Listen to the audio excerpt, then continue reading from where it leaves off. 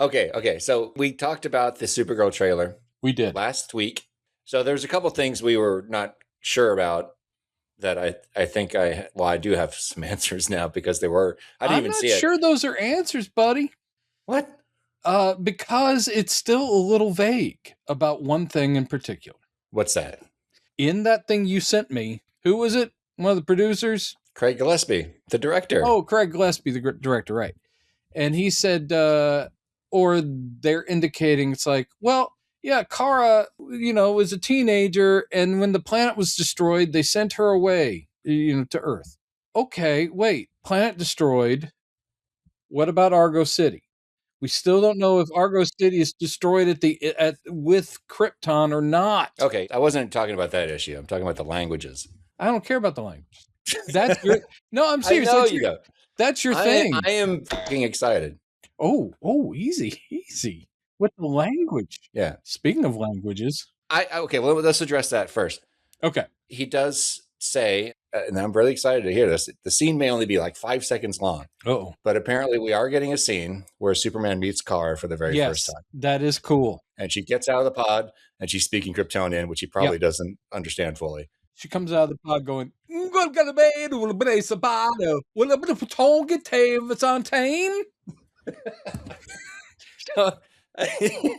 So tame. And Kal-El Clark is like, mm-mm. Yeah, mm-mm. I got none of that. And gush. And he's like, that's it. That's all he's got. No, I like that too, that we'll get a flashback to her actually arriving. I'm so excited about that, man. If they frame it like the classic cover, like she springs out of it in flight. Yeah. She's like, I'm your cousin, even though, of course, it'll be in Kryptonese. So, yeah, since we touched on that, not only are we getting full-on scenes in this movie with nothing but Kryptonian, as Craig confirmed. And full frontal nudity. There's apparently 4 other alien languages in addition to Kryptonian that we get on the other. I would assume Ruthie's. We're traveling to 9 different planets in the movie. So that is like the graphic novel. Yeah, a lot of different planets. Good. So that's really cool. So, yeah, about the question of Argo City and what's going on there, she does say, for what it's worth, in the first trailer, Krypton did not die in a day. Krypton. Didn't, what? You said crypto didn't die in a day. Krypton did not die in a day. I know she says that. And so when we see the bubble, we see the force field, but it's still vague as in like, are they only protecting Argo City with the destruction of Krypton, and does it still blow up after? But they shoot Kara off. I don't know.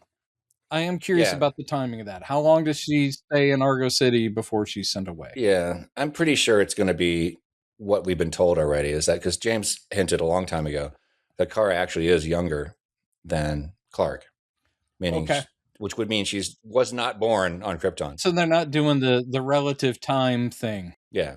Where she's actually older. Yeah, so it's the actual original origin of Kara, where she was born on Argo City. Yep. Left when she was a teenager. Mm-hmm. So that's all she ever knew was Argo City. So floating in space. That's my guess. Yep. Based on what we've been told. Sounds right. We were wondering about, because it looks like in that trailer that the dome is coming down right as she's being sent away. That's what's so confusing. But looking a little closer at that now, I think what's going on, so we only get brief seconds of the dome. I think it comes down constantly in waves, and you can kind of see that if you look closely. Yeah, I was thinking that too. Like it looks like it's just coming down, but I think that's just the process of it constantly refreshing itself. And maybe we're seeing the destruction of Argo City, which would make sense why they're sending her away at that point, but not when Krypton was destroyed. Yes. But when Argo City is finally like, sorry, we did the best we could for falling apart. Yeah. Yeah. We're done. We're out. So I'm tremendously excited about Brainiac all that. picks them up and they replace the Bottle City of Kandor with Bottle City of Argo City. Yeah, I do hope we get Kandor. Probably not going to be in this movie. I really would love to have Kandor. I mean, even if they never get to a movie that has them like embiggened and, outside the bottle, it's just such a cool thing that he has a little chunk of home that he goes and visits in the fortress. That's what I want. But of course, if they turn out to be horrible fascistic overlords, then maybe he doesn't want to go in there. Right. Maybe every time Clark looks into it, he's like going, "You guys are so fucked up, man."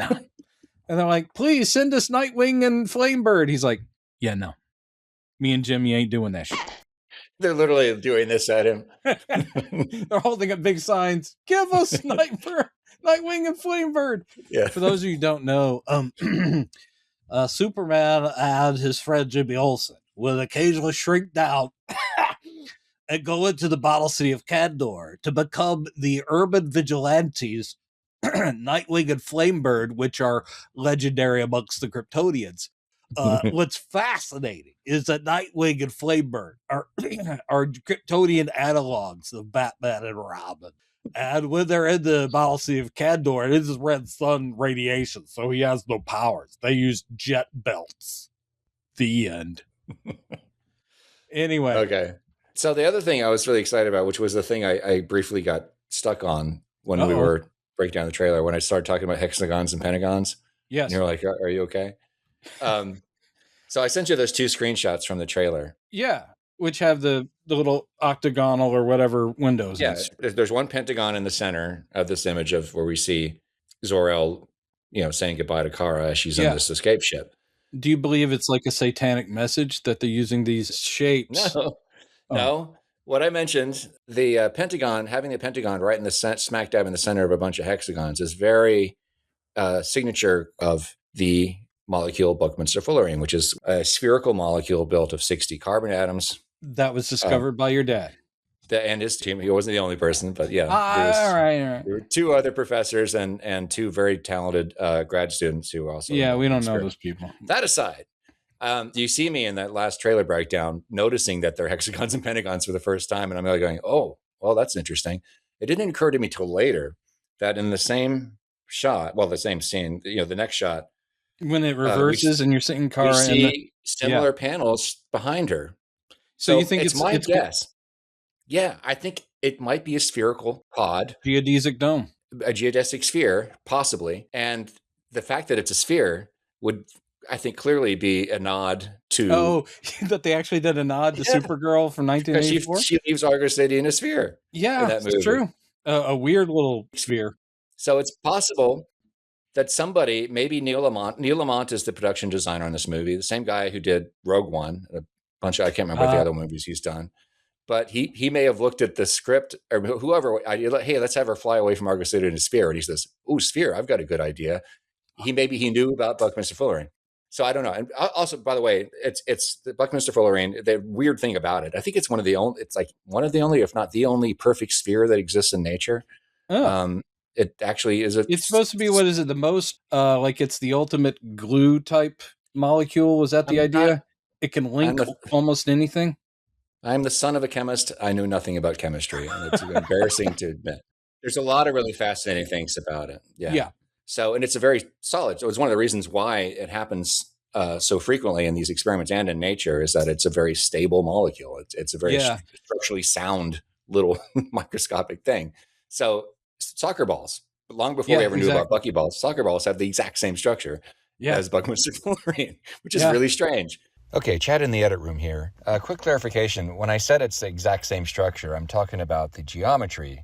Both soccer ball and buckminsterfullerene are comprised of 12 pentagons and 20 hexagons arranged into a sphere with 60 vertices. The vertices being where those shapes, the corners of those shapes, lock in with each other. And in the case of C60, buckminsterfullerene, each of those 60 vertices is actually a carbon atom bonded to the other atoms around it. Physicists love nothing better than a sphere. So if there was ever a molecule a physicist would love, this would be it. So I'm really excited. In fact, I'm contemplating actually trying to get in touch with Neil Lamont to see if I can get an answer from him before. All I want to know is it a sphere? Tell him I said hi. That would be enough to make me very excited.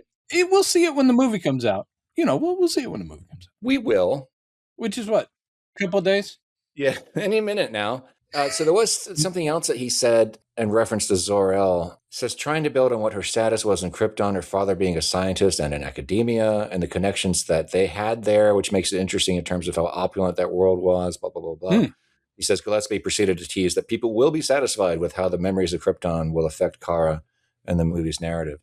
So I'm really curious. We can only speculate about what Zor-el's character is going to be. It does sound like they are making her branch of the family. Zor-el, the people we like. It's a shame that Jor-el and Laura seem to have been of a different mindset, which does make me a little sad. Like, oh, she got the cool parents and Cal's parents were dicks.